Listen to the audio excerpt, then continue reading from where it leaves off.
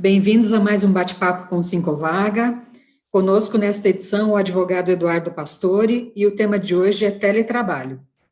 Eu sou a Thaís Abraão, da comunicação do sindicato, e juntamente com a equipe da Icone 4, desejamos a todos um ótimo bate-papo. Passo a palavra agora ao senhor Álvaro, presidente do Sincovaga. Boa tarde a todos e a todas. É uma alegria estar hoje outra vez em contato com aqueles que prestigiam os nossos lives. E hoje nós vamos tratar de um assunto que chegou definitivamente nas nossas vidas, que é o home office. O home office era uma atividade não muito conhecida do varejo de alimentos. Mas com a pandemia, hoje, todo mundo sabe e convive com home office. Afinal de contas, a pergunta que nós vamos tentar responder daqui para frente com o concurso do Dr. Eduardo Pastore, que é fera no assunto, é: o home office veio para ficar? Ele vai se transformar num mecanismo efetivo e permanente do trabalho no futuro? Quais são as implicações que o home office traz? A questão do sigilo das comunicações, como é que fica? Eu, ouvindo previamente a esta reunião alguns depoimentos, ouvi um depoimento muito interessante que me diz o seguinte: hoje as empresas estão chamando de volta os trabalhadores para retornar à atividade. A maioria não quer voltar, não. Não, eu quero continuar trabalhando em casa, eu produzo mais. E a coisa ainda é mais grave quando se trata das mulheres. Há depoimentos que essa empresa me relatou de mulheres que falam: olha, eu vivia no ônibus quase 4 horas por dia, mal via meu filho que ficava aos cuidados da minha mãe, agora eu sou a mãe de verdade, eu estou curtindo meu filho, eu não quero voltar a trabalhar todo dia. Eu nem sei se eu vou querer se vocês exigirem, acho que eu vou pedir demissão. Então, acho que nós estamos vivendo um novo mundo. Eduardo, com essa introdução nada ortodoxa, eu passo a palavra para você. Muito bem. Muito obrigado, Álvaro, pelo convite. Obrigado pela gentileza aí de me disponibilizar o seu tempo, o tempo de todos aqui, para falar desse assunto aqui. Nós vamos tratar agora da questão do home office. Então, bom, Álvaro, realmente a primeira questão que você coloca, é uma opinião minha, eu penso que o home office ele veio para ficar mesmo, e como você muito bem colocou, algumas empresas entenderam, inclusive, que aumentou a produtividade como home office, deu mais qualidade de vida para os seus trabalhadores, houve uma maior possibilidade de ele estar em casa, no convívio da sua família, e isso teve um impacto, como eu coloquei aqui, na produtividade do trabalho. Então, você, de repente, por conta de uma pandemia, veio um home office a forceps, que foi a verdade, não foi um home office que veio de uma decisão mais tranquila, veio em cima de uma necessidade, mas essa necessidade trouxe outras facilidades e trouxe uma outra realidade, que é esta.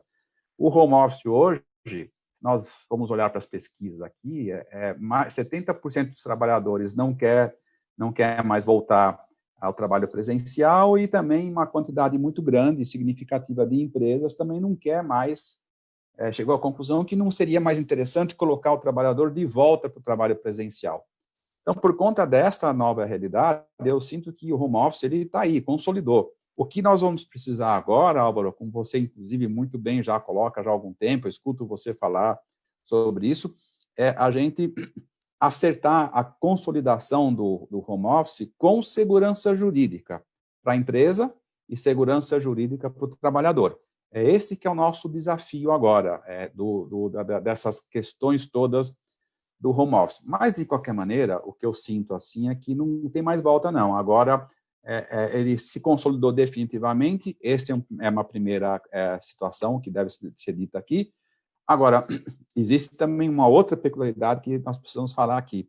Não é todo o home office que vai se manter como está. Alguns trabalhos em especial, algumas atividades laborativas, alguns tipos de trabalho e alguns tipos de trabalhador e de empresas não permite, não vai fazer com que o home office se consolide. Por que eu estou dizendo isso? Porque tem aquele home office que emplacou, que deu certo, bacana, produtividade e tal, essa coisa toda, e tem um home office que as empresas vão chegar à conclusão que não é mais factível. Este nicho de trabalhadores de empresas que identificarem que o home office não é uma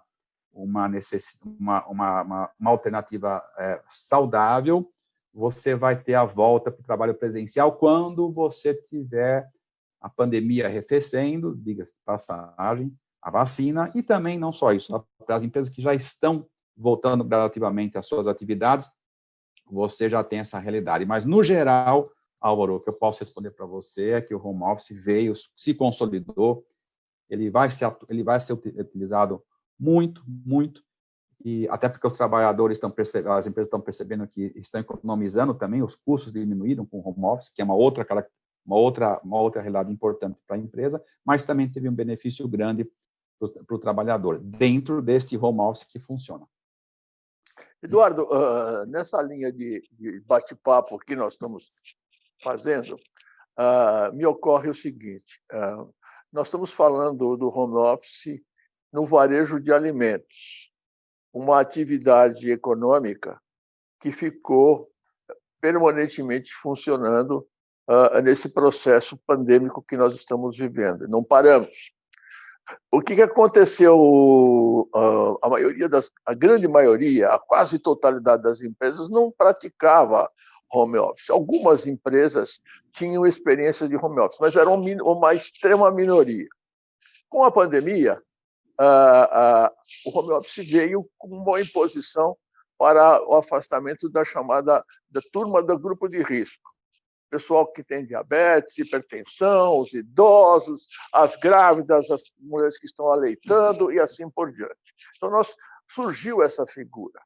Essa figura surgiu e, muito bem, a pandemia, em algum momento, vai se resolver com a vacina e nós vamos voltar àquilo que se imagina ser a normalidade. Eu até tenho medo de usar essa expressão, acho que normalidade não é mais aquela de antes, mas vamos deixar isso de lado.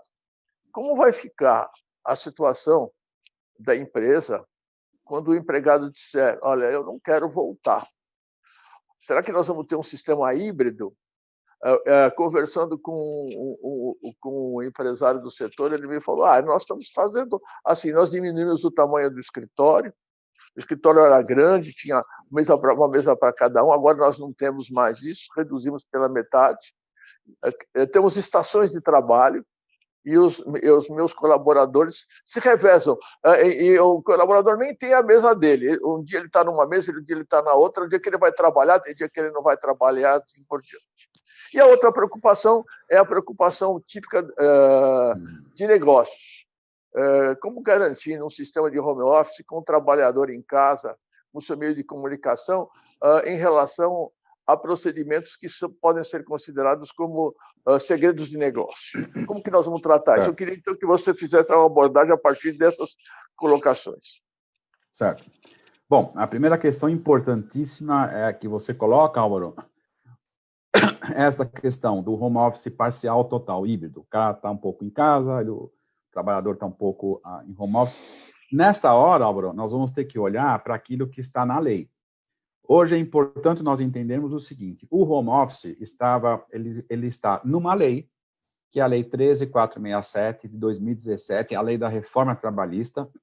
Quem quiser conhecer bem o home office, que está lá como teletrabalho, e eu vou explicar um pouquinho o conceito, mas o home office, que está encaixado no termo teletrabalho, está lá na Lei 13.467, já em 2017. Então, vocês vejam que o home office, aliás, o home office não é um fenômeno novo, nem muito menos para a CLT. A CLT, por incrível que pareça, já tinha um artigo 6º da CLT que já tratava do trabalho a domicílio, o trabalho em domicílio. Então, veja, Álvaro, desde 1943. Então, o home office para o direito do trabalho não é novo. Ele se inovou com a 13.467 e também com a MP 927, que, como todo mundo sabe, caducou, ela não regula mais as situações de teletrabalho, consequentemente, home office lá dentro, e o que vale? Então, agora, é a Lei 13.467. E esta lei está dizendo o seguinte, Para a empresa que tiver uma situação, providência aqui, quem estava no home office e está voltando para o trabalho presencial, o que diz essa lei? Dicas de segurança jurídica, então, para as empresas. O que diz essa lei? Essa lei diz o seguinte: você tem que colocar no contrato individual do trabalhador as regras que vão ser adotadas para o trabalho de home office, teletrabalho. Por quê? Isso que está na lei. A lei exige isso. Então, todo trabalhador que está voltando do home office para o trabalho presencial, se a empresa não fez isso, faça no seu contrato individual, depois disso aqui, adere o contrato individual, mas estabeleça as regras da volta do trabalhador para a empresa, totalmente, isso aí precisa estar escrito, porque você vai convocar o trabalhador, então tem que documentar essa volta, e também as regras para aquele trabalhador que vai se manter em home office. A Lei 13.467 diz que você tem que, em 15 dias, comunicar o trabalhador que você quer ele de volta para trabalho presencial. E, em 15 dias, o que pode acontecer? Você fez a primeira pergunta, para responder a sua primeira pergunta, Álvaro. Em 15 dias, o trabalhador pode falar para o empregador assim: não, mas olha, agora eu costumei em home office, então eu não quero mais trabalho presencial. Pode. Por quê? Porque a Lei 13.467 estabelece o segundo critério para a volta do trabalho do home office para o presencial. O que é? Além da questão da bilateralidade, ou seja, precisa ter a concordância do trabalhador, precisa ter a anuência do trabalhador para a volta do home office, a lei estabelece que o princípio da autonomia da vontade deve estar lá consolidado, ou seja, a empresa ela vai perguntar para o trabalhador se ele quer voltar para o trabalho presencial. Isso é um direito que lhe cabe, porque a Lei 13.467 manda.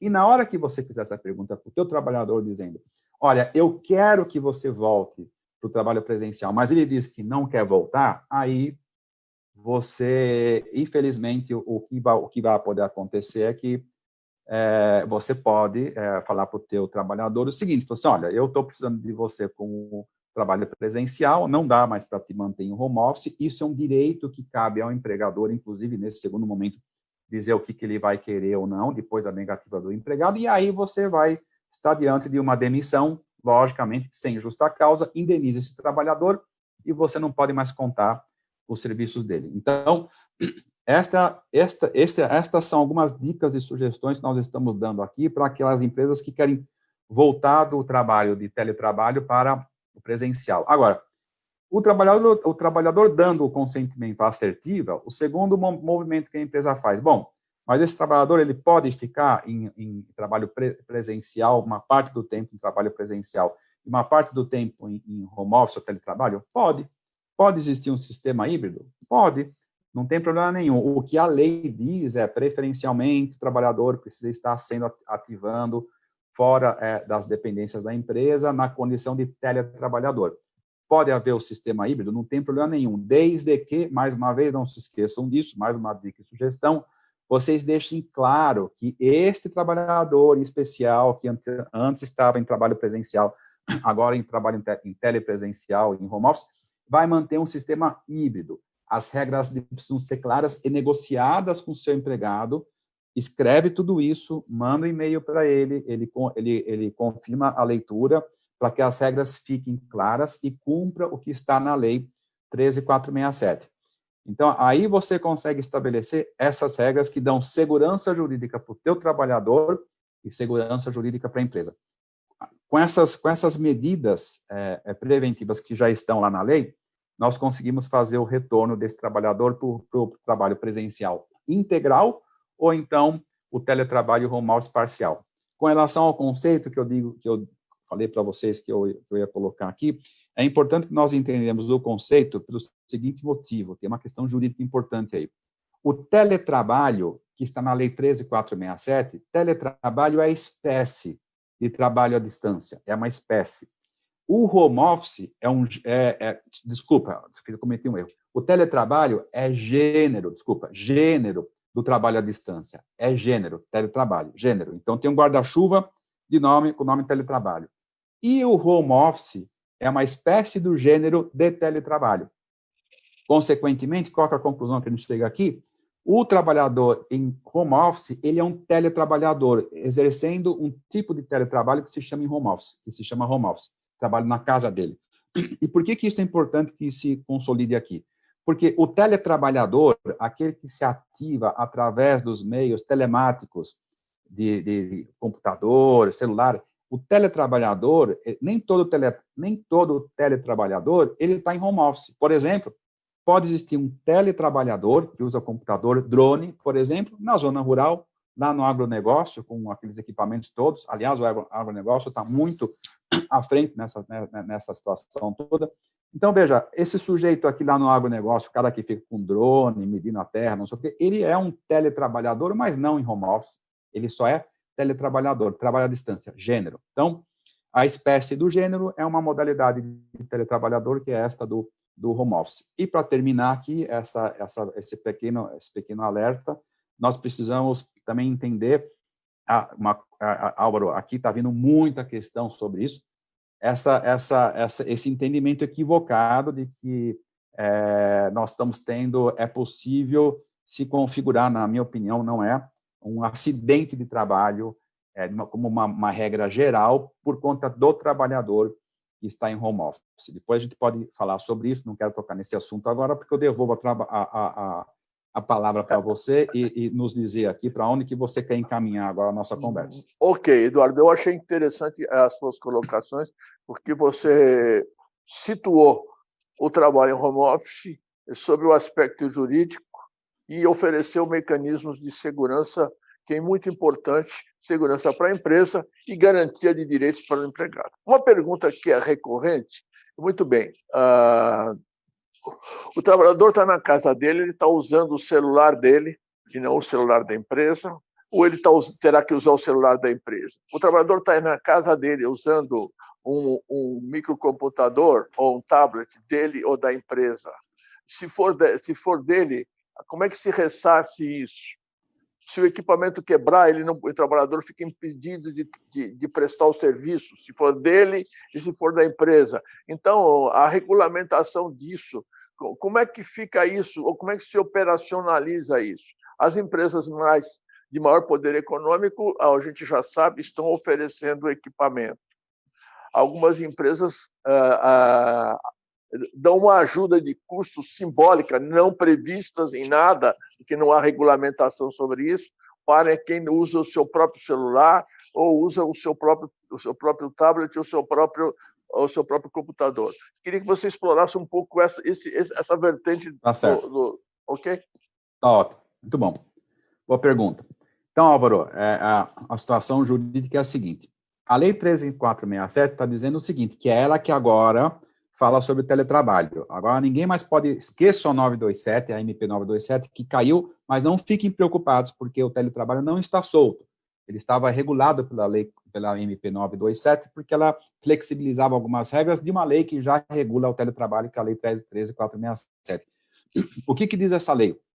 Ela diz o seguinte, que as condições de uso de computador, de smartphone, enfim, todos os mecanismos de comunicação, o uso desses equipamentos deve constar do contrato de trabalho do trabalhador, as regrinhas, e, na hora que você estabeleceu as regras, tem uma regra geral que diz o seguinte, que está vindo da jurisprudência, porque isso, inclusive, está na Lei 13.467. Qual que é a regra geral? Regra geral, depois eu vou falar a exceção.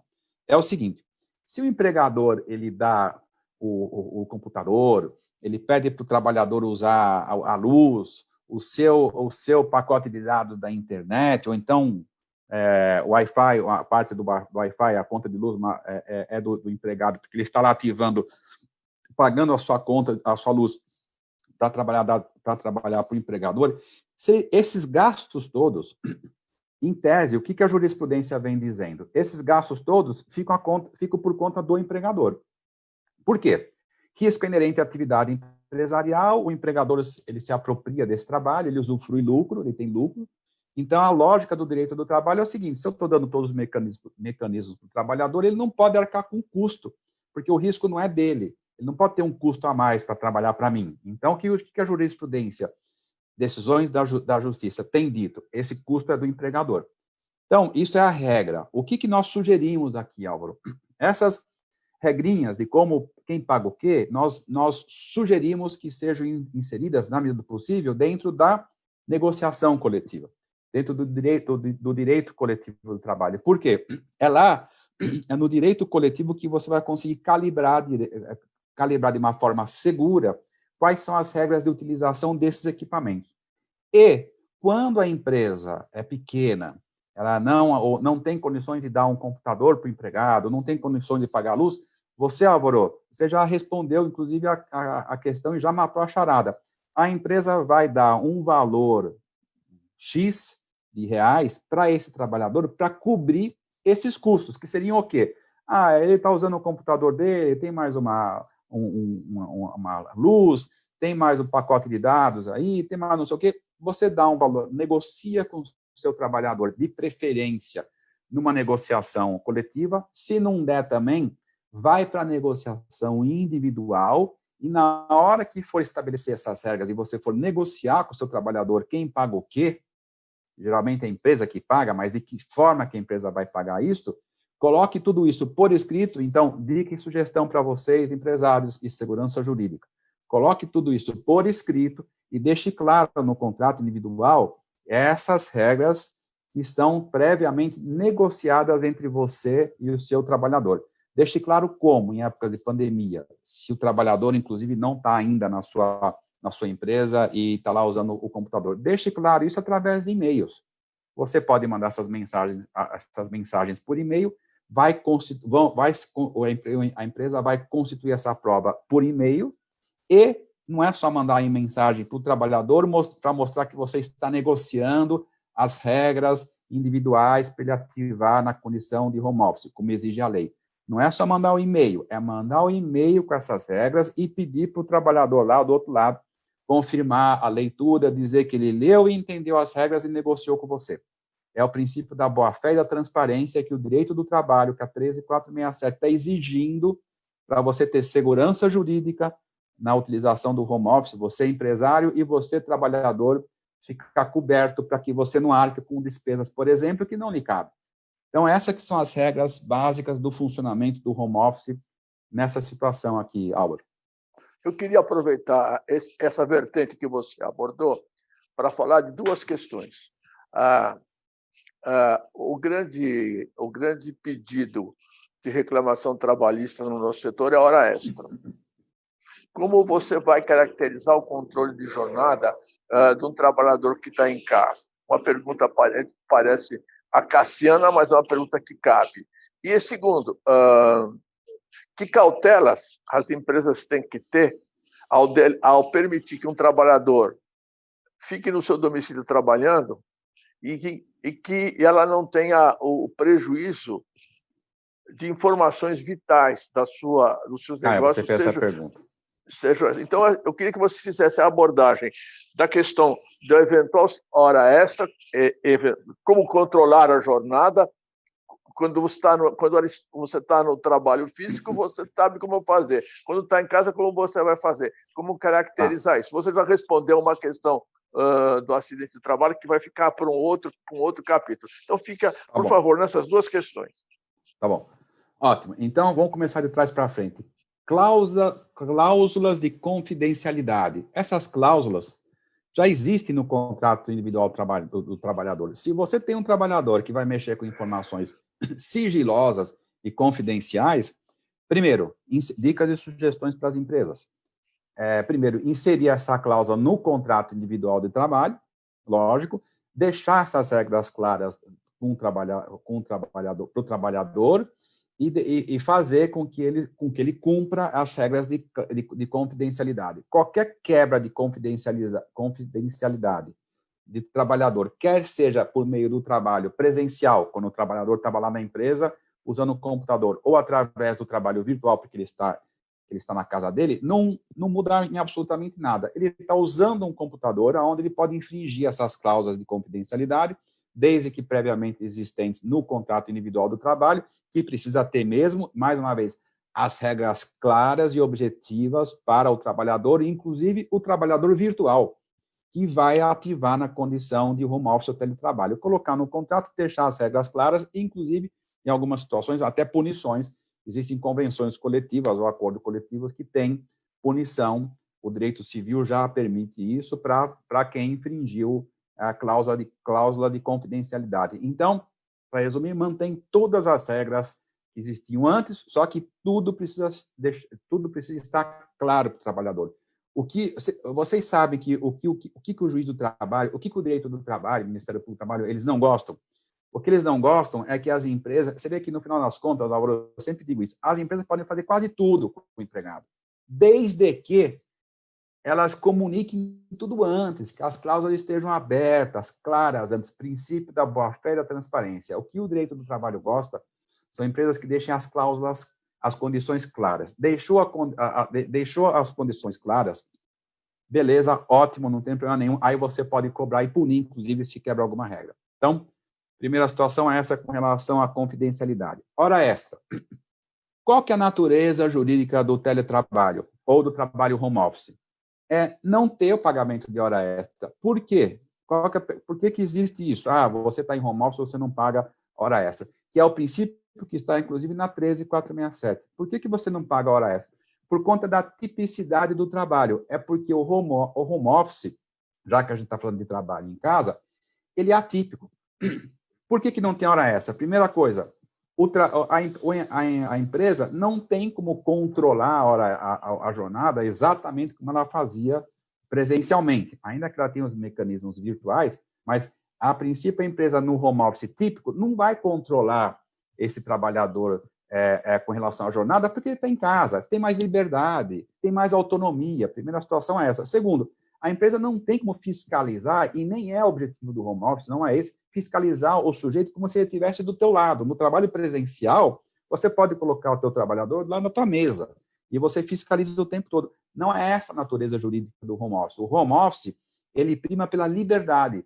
O que significa liberdade? Justamente pelo fato do trabalhador estar em home office, em casa, é que ele tem mais liberdade para executar a tarefa a hora que ele quiser, mais liberdade para ficar com a mulher, com o cachorro, com os filhos, pode organizar melhor a sua hora de almoço. Então, esta que é a natureza do home office. É por isso que se diz que o home office, em tese, não tem que ter controle de jornada.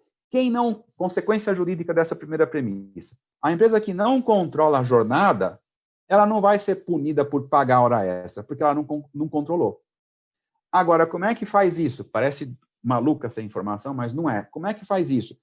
Você não controla a jornada do trabalhador como se fosse o empregado que você paga por hora, mas você pode cobrar a atividade laborativa, aquilo que ele te entrega, por projeto, por serviço, por atos.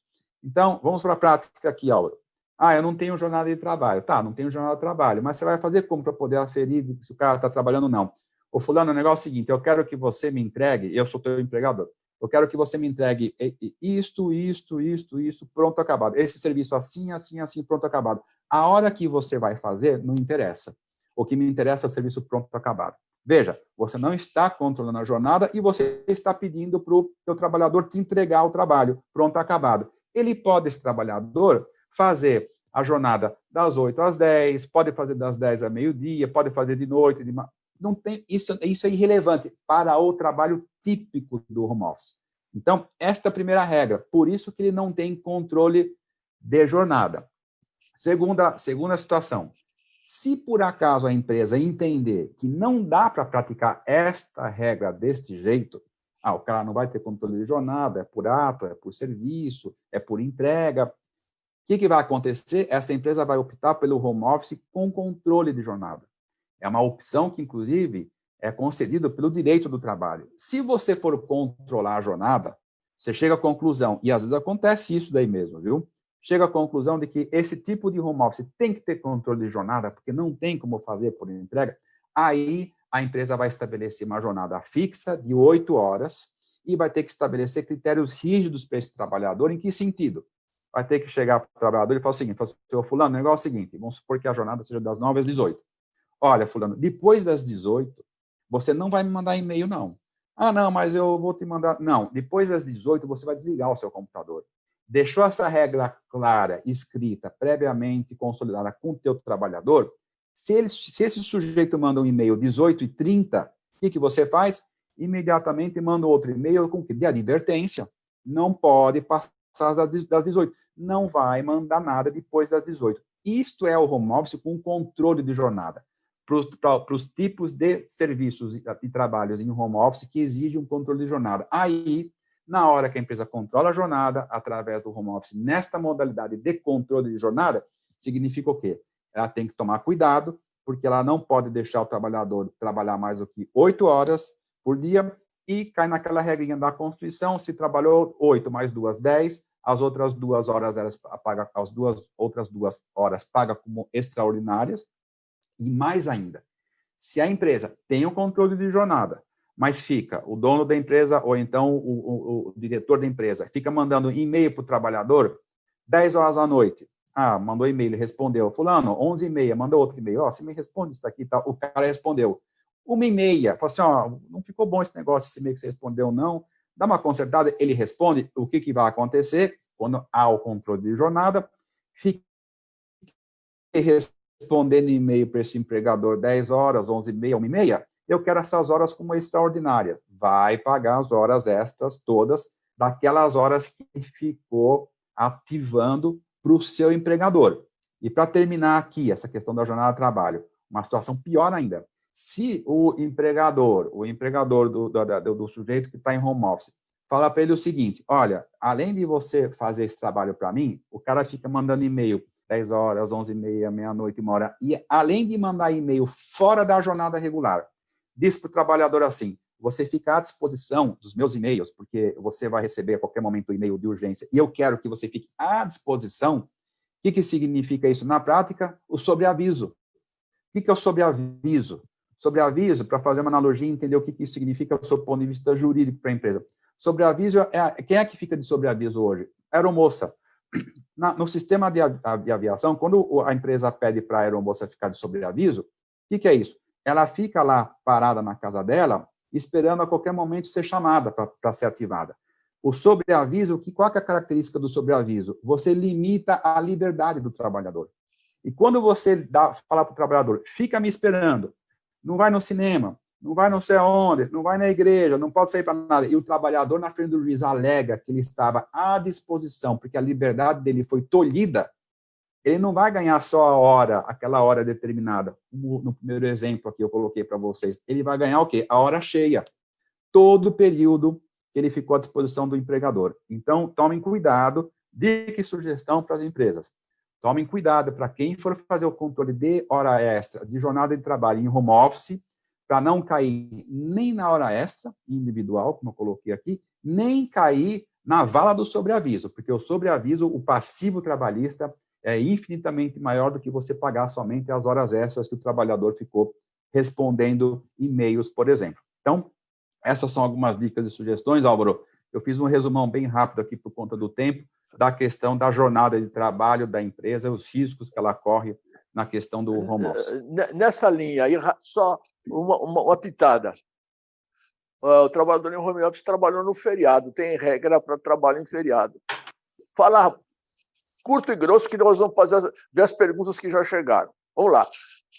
O teletrabalhador, o trabalhador em home office, trabalhou no dia feriado. Como existe nas convenções coletivas regras especiais para o trabalho em feriado, benefícios especiais, se aplica ou não se aplica? A pergunta é essa. Não. Se ele está, se fosse empregado regular, mas se ele está em home office, ele tem mais liberdade, tem todas essas características, que ele tem um ganho, inclusive de produtividade, tal, é o típico home office. Não existe controle de jornada, porque você já tem isso, inclusive, em acordo ou convenção coletiva, dizendo que o trabalhador que trabalha em feriado não vai ter direito a perceber o dia do feriado, não vale. Essa regra é exatamente assim. Ela vale. Eu quis fazer um raciocínio inverso. Ela vale e o trabalhador não vai ter direito, nesse caso, a hora extra. Não vai. Aí por quê? Por conta dessa tipicidade.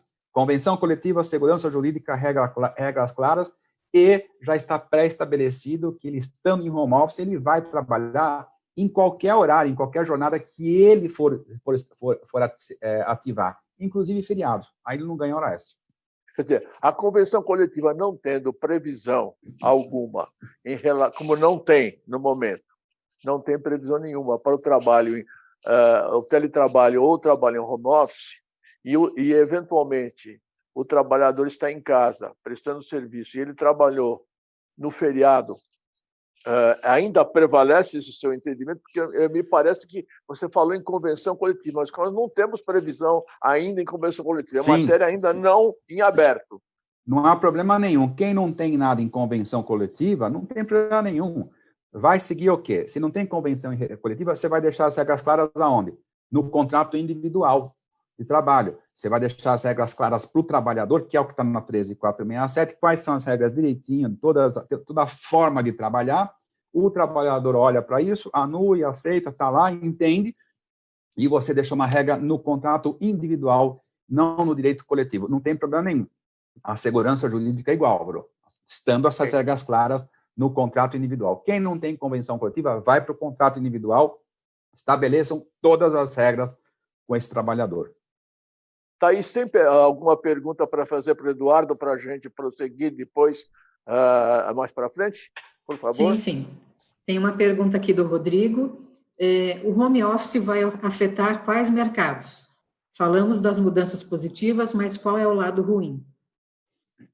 Qual que é é Rodrigo, né, Thaís, o nome dele? Isso. Rodrigo, vamos lá, para ser justo com a questão do home office, e você viu que desde o começo eu falei que existe o lado A e o lado B da coisa, como tudo na vida. Qual que são, o que eu já ouvi de trabalhador em home office? Primeiro, o home office para a mulher. O Álvaro já falou aqui, você muito bem colocou, Álvaro, no começo da sua exposição.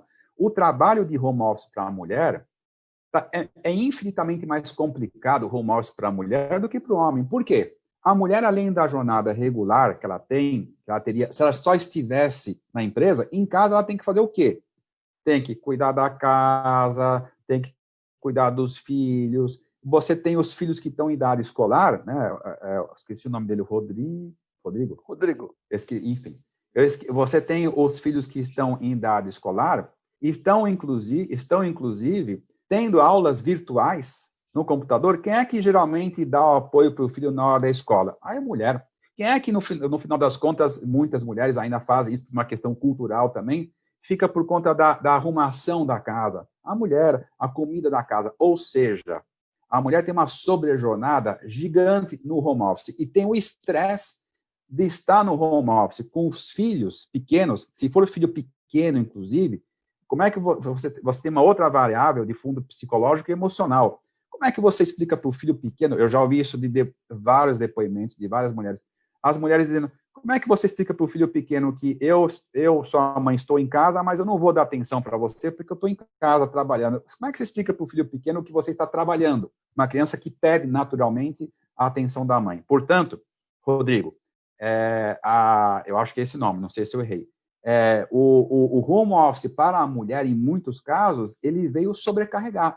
E para nossa surpresa, você tem que, em alguns casos, o home office para a mulher, por conta de todas essas variáveis, a mulher trabalhadora prefere não ficar em home office, prefere voltar para o trabalho presencial. Você veja, aí é o home office que não funciona. Tem gente, inclusive, se ativando no home office e dizendo que a jornada de trabalho aumentou muito, porque a quantidade de trabalho que está sendo descarregada pelo computador, por conta de você estar presente, ela aumentou muito e caiu a produtividade. Em alguns casos, aumentou a produtividade, mas aumentou a produtividade. Em outros casos, caiu. Então, vocês vejam que, realmente, cada caso é um caso, a primeira coisa. Segundo, não dá para a gente generalizar, como eu escuto, às vezes, de alguns magistrados trabalhistas, infelizmente, generalizando, porque como eu vi a fraude aqui, como eu já vi aquilo lá que não deu certo, aquilo que não deu certo não é aquilo que não dá certo, sempre. Então, não dá para generalizar dizendo que, olha, como o home office traz esses tipos de problemas, eu escuto de alguns juízes, não todos, como o home office traz alguns tipos de problemas assim, assado, então nós não podemos permitir aqui no Brasil. O que é isso?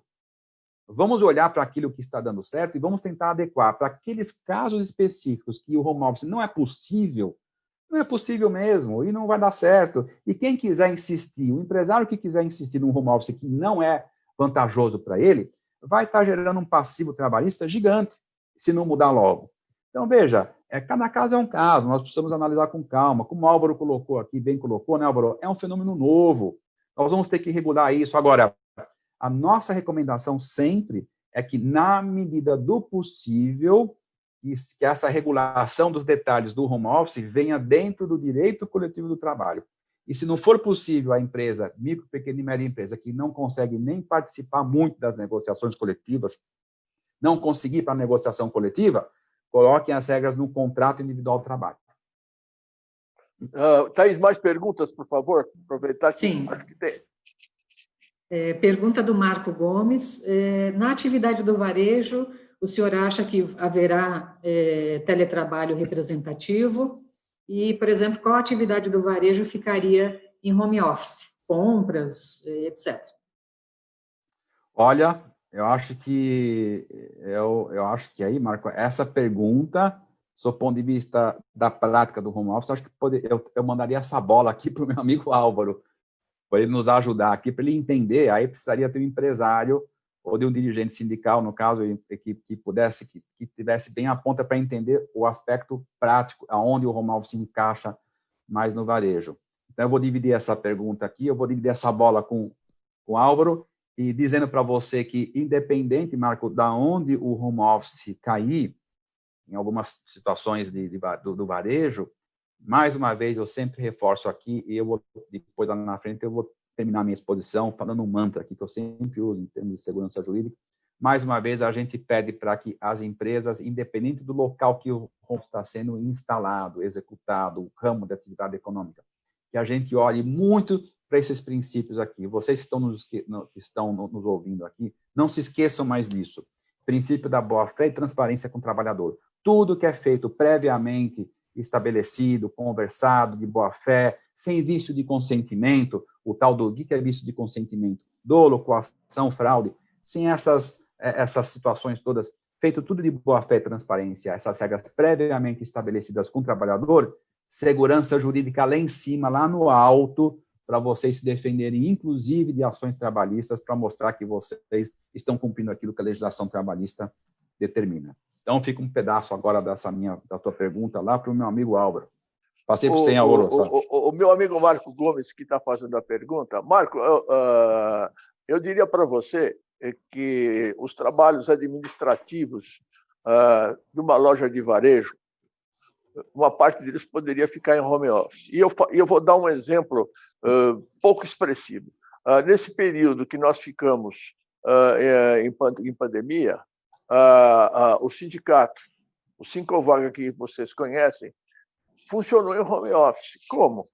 As nossas colaboradoras, as nossas meninas, o nosso pessoal de administração passou a atender através do sistema de telefone e prestar serviço através de telefone.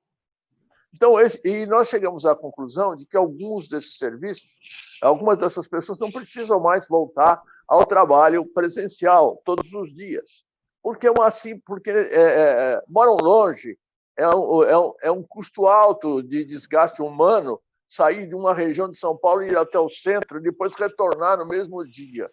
Então, talvez a gente vá implantar o serviço híbrido. Você colocou e você já cantou uma bola. O comprador de loja é um profissional que fica pesquisando preços e ele pode perfeitamente prestar esse serviço parcialmente em home office. E cada empresa vai verificar, de acordo com a sua peculiaridade, que serviços poderão ter em home office. Eu gostaria de deixar claro aqui que algumas grandes empresas do varejo de alimentos, antes mesmo da pandemia, já tinham gente trabalhando em home office. Portanto, a pandemia, como disse o Eduardo no início, ela deu uma velocidade imensa a um processo que já estava em curso. Então, cada empresa vai ver onde convém e aonde que é possível. É claro que em algumas atividades não vai ser possível. Quem trabalha no chão de loja não vai poder trabalhar em home office, por óbvio. Mas quem trabalha no escritório, quem trabalha nas compras, quem trabalha em setores que não são... Quem faz entrega, por exemplo, as empresas têm entrega, também é um sistema que você pode trabalhar no regime de home office. Muito bem. Outras perguntas, Thaís, por favor? Sim. Pergunta do Lucas. As empresas devem implantar sistemas para controlar as horas efetivas de trabalho ou o modelo de produtividade deverá ser revisto? Olha, isso depende do tipo de atividade laborativa que o trabalhador vai exercer, o empregado vai exercer, e do modelo que a empresa vai adotar. Bom, você implementa um sistema de aferição do que o trabalhador está fazendo através de serviços que ele entrega, através de trabalhos pontuais que ele acaba executando e te entregando pronto e acabado daquele determinado jeito. Esta empresa ela vai ter um controle aqui pela internet mais solto, pelo e-mail do computador, pelo e-mail aqui, né? Inclusive usando os computadores. Você pode estabelecer uma regra, falar assim, olha, vai ser por ato de trabalho, vai ser por prestação de serviço, vai ser... Então, nós vamos fazer um controle desta maneira, para poder, lógico, que aí eu preciso de um certo controle para saber, inclusive, como é que você identificar, como é que você vai pagar o teu trabalhador. Este é o modelo de home office com liberdade, dentro desse primeiro exemplo que a gente colocou aqui, onde a empresa não tem o controle rígido da jornada. Agora, tem empresas que estão estabelecendo, essas que estabelecem, vão para a modalidade do controle de jornada, essas daí, elas mantêm a subordinação do trabalhador, só que a subordinação virtual do trabalho, né? É a subordinação do trabalhador como? Não, eu tenho as regras, você tem que entregar isso, pronto, acabado, aqui, ó, em tal hora, em tal momento. Aí você tem um outro controle, vai tudo pela TI, né? Mais rígido, que pode acontecer, para você estar aí entendendo de como é que você vai remunerar o seu trabalhador. Então, depende o tipo de trabalho e o tipo de atividade empresarial para a empresa identificar qual é o caminho que ela vai estar adotando. Outra pergunta, Thaís? Pergunta da Maria de Fátima, do Coexistir. Como ficam as questões de ergonomia no home office? Então, uma pergunta importante. A questão da saúde e segurança do trabalhador.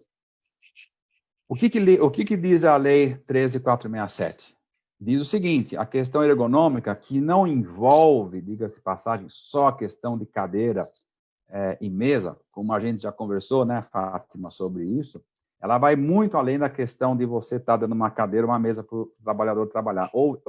Ela envolve outras questões de saúde e segurança do trabalho. Todas as normas de saúde e segurança do trabalho devem ser obedecidas pela empresa. Todas as normas, as NRs, todas funcionam. Mas as NR, as normas regulamentadoras, elas são regulamentadoras, são só para empregados. Não.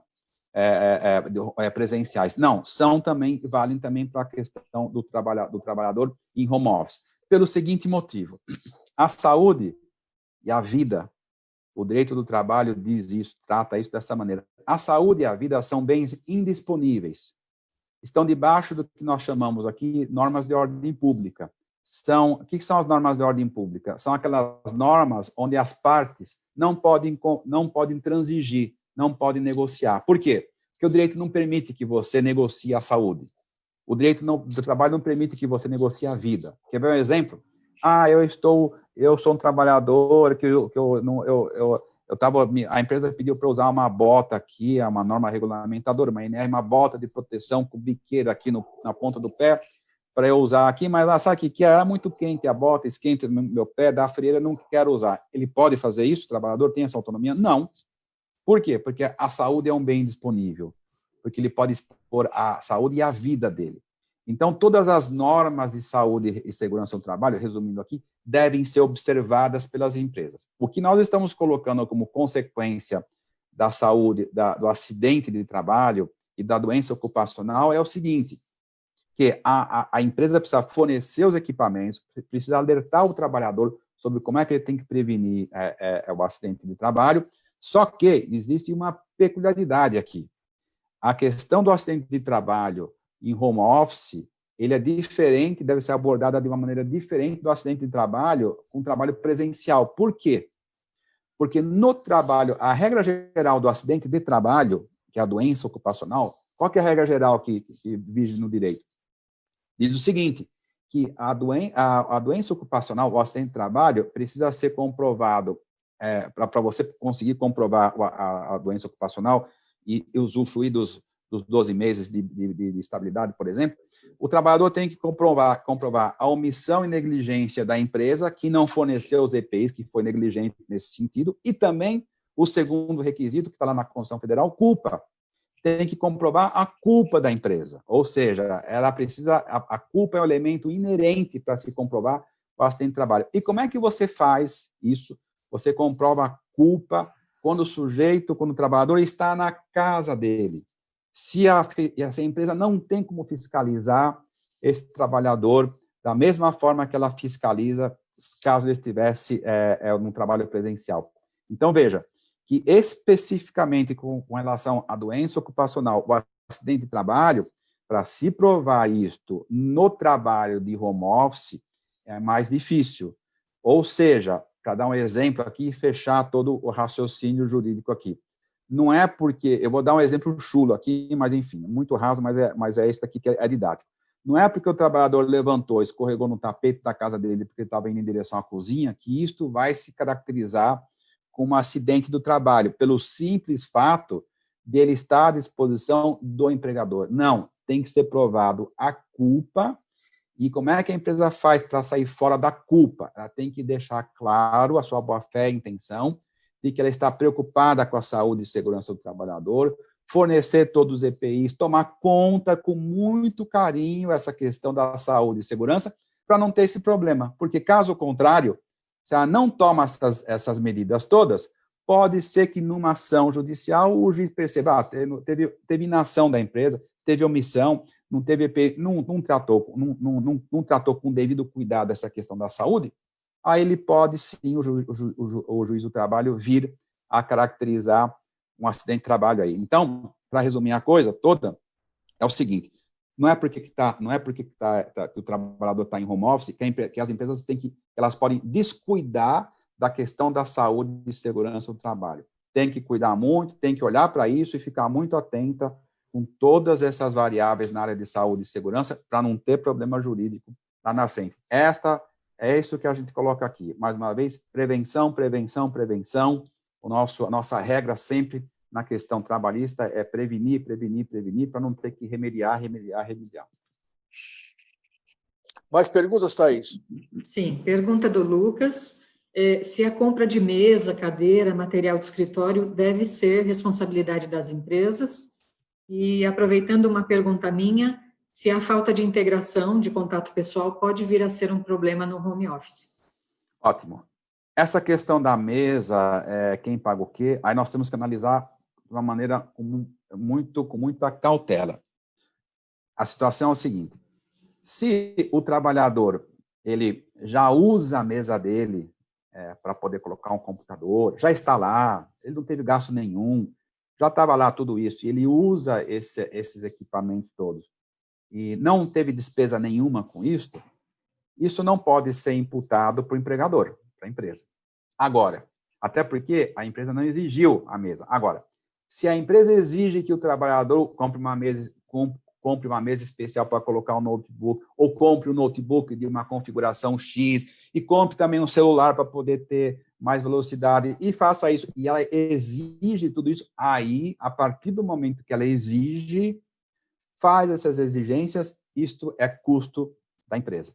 Então, veja, depende, cada caso é um caso, e nós vamos ter que analisar os casos específicos, mas a regra geral é tudo aquilo que a empresa exigir para execução do trabalho, aí ela tem que pagar esse custo. Aquilo que já estava lá e que já está sendo utilizada pelo trabalhador e não está tendo um ônus maior para ele, aí ele não pode imputar para a empresa esse custo. Seria mais ou menos essa regra. E a segunda pergunta que você colocou aqui, Thaís, a integração, o home office, a falta de convivência no dia a dia com os trabalhadores, isso pode prejudicar, por exemplo, clima organizacional, sociabilização. Sinceramente, Thaís, eu penso assim, o home office tem perdas e ganhos. Então, eu responderia para você da seguinte forma, sim, no home office você perde esta questão da sociabilização, importante nas relações, na relação do teu dia a dia, né, com teus amigos, teus colegas, você perde essa interação, você perde, muitas vezes, Thaís, uma coisa que eu sinto, a convivência com o diferente, porque no ambiente de trabalho você convive com os diferentes e com as diferenças, você perde esta convivência, que é importante para todos nós vivermos a experiência do diferente. Então, isto eu diria para você assim, que são as perdas que realmente, eu acredito, sinceramente, que existem com o teletrabalho ou com o home office. Existem ganhos, existem perdas, existem ganhos. Essas perdas são a falta de sociabilização, de integração. Eu acredito que no home office você perde. Agora, veja só como isso é interessante, né, Thaís? Como é tudo novo, você não tem mais a sociabilização presencial, mas você tem a sociabilização virtual. Eu já vi empresa fazendo, esqueci o nome, fazendo happy hour virtual. Então, assim, aquele happy hour que acontecia presencial, elas marcam, sexta-feira, 5 horas da tarde, marcam um happy hour, todo mundo virtual, todo mundo na tela, coloca um vinho, coloca uma cerveja, bate papo, o happy hour ele deixou de ser presencial e passou a ser virtual. Então, você vê, happy hour virtual. Aliás, Álvaro, olha só que interessante, né, para terminar aqui a nossa reflexão, essa questão do home office teletrabalho. Né? Você tem o quê agora? Subordinação virtual. Você tem agora o sindicato virtual, porque os sindicatos estão funcionando através de WhatsApp. Você tem a assembleia virtual, né?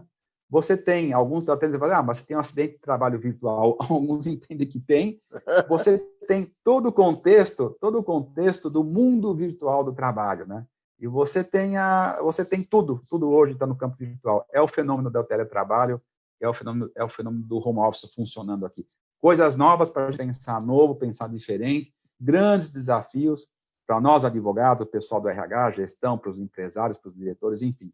O sindicato aqui está de parabéns, porque vocês estão tocando num ponto absolutamente importante, Álvaro, e muito boa a sua ideia de fazer esse evento hoje aqui, porque eu entendo que esse tema aqui vai bombar durante muitos e muitos e muitos meses aí. Ô, Eduardo, antes de tudo, eu quero deixar registrado o meu agradecimento pela sua disponibilidade de vir conversar conosco, e mais ainda, pelo fato de você colocar, publicitar o que você falou em termos de documentação. Eu sou um antigo advogado, não advogo mais, por força da minha condição de dirigente, mas os princípios que você coloca são fundamentais. O princípio da transparência, o princípio da boa-fé, o princípio de você ajustar tudo por escrito, da ciência, se documentar, te dá uma retaguarda e uma segurança jurídica grande. Há alguns pontos que são controvertidos? Certamente há. Nós estamos caminhando num território virgem. O nosso pessoal de suporte, nosso jurídico está participando, está assistindo à palestra, e como nós temos uma relação próxima, nós temos uma relação muito próxima, se outras dúvidas surgirem que nós acharmos pertinentes, nós vamos conversar com você e vamos transmitir. Nesse momento onde tudo é virtual, a informação virtual passa a ser fundamental para a atividade empresarial, e nós vamos fazer desta maneira. Fica aqui meu agradecimento mais uma vez a você, agradecimento mais especial ainda a todos aqueles que nos prestigiaram nos ouvindo, nos assistindo, aqueles que fizeram perguntas, e vamos proximamente abordar outros temas de interesse para que a gente continue oferecendo o serviço que o Sincovaga tem que oferecer para vocês, que é a informação em tempo real. Uma boa tarde para todos, um bom fim de semana e que Deus nos livre da Covid-19. Muito obrigado, Álvaro. Eu que agradeço aqui a atenção de vocês e parabéns, Sincovagas, pela iniciativa. Um abraço virtual, uma boa noite virtual e quem sabe a gente esteja aqui também virtualmente em outros eventos, falando sobre outras coisas, outros temas. Eu me coloco à disposição do sindicato, em especial de sua, porque você sabe que você é um cara que está próximo de mim, não só pelas questões jurídicas, mas por questões poéticas, da literatura, e por isso aqui eu gosto mais de você ainda. Então, estamos juntos aí, Álvaro. Hora que você precisar, estamos aí, você pode contar comigo.